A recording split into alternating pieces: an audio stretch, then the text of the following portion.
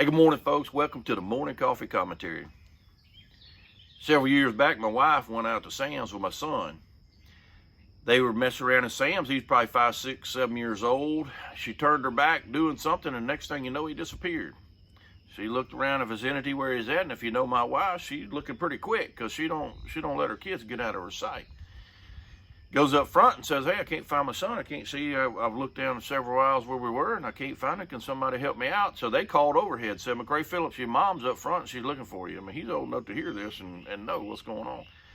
No answer. 3 times, so no answer. Protocol says that they helped her look. They wouldn't let her look down every aisle at the Sam's. They couldn't find McCray.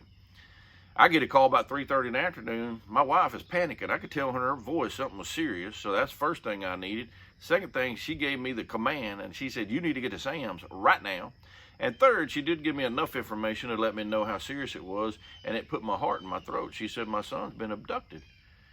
And I'm thinking, wow. So I didn't say anything to people at my work, my coworkers. I just got up and said, "I got to go." Boom, out the door I ran. And driving like a maniac to try to get to Sam's Club. She calls me about halfway there and said, "Panic's off, we found him." I mean, they had gone into full-blown code at him. They had locked the entire Sam's down. They called the law.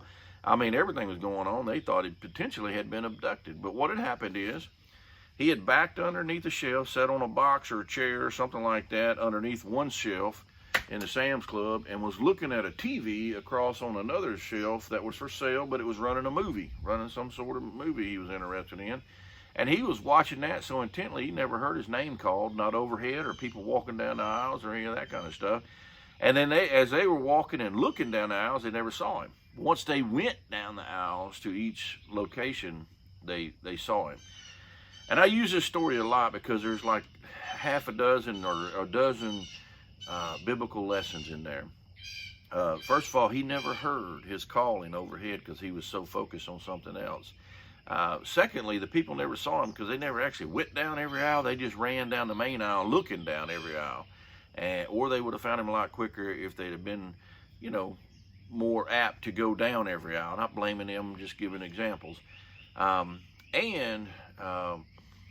This whole fear of the unknown, this kind of lockdown you go into, my wife was panicking. And I'll be honest with you, my heart was right here in my throat because I was 100% convinced that she was 100% convinced that they had already done everything they could do. And there's something bad going on here because our son is not responding and has not been found. Anyway, so going into that latter deal, God tells us, do not fear.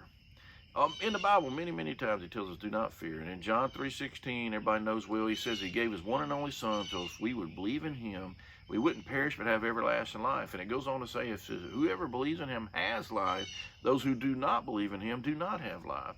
And that we should be a people, if we believe in his son, Jesus Christ, the work he did on the cross, we shouldn't fear death. We shouldn't fear. We should not have that panic button, that panic mode that sets us into the craziness of the world. I know there's people out there today, potentially, who are saying, "Man, there's no way that I could be found. I'm just so far gone. I'm focused on other things. I can't be found. There's no way possible." And God tells us in his word that, yes, all you got to do is just repent and turn to him, and he will accept you, and then you can go live the rest of your life. Just like my son is 26 years old today, and he lives the rest of his life so far with us in great communion.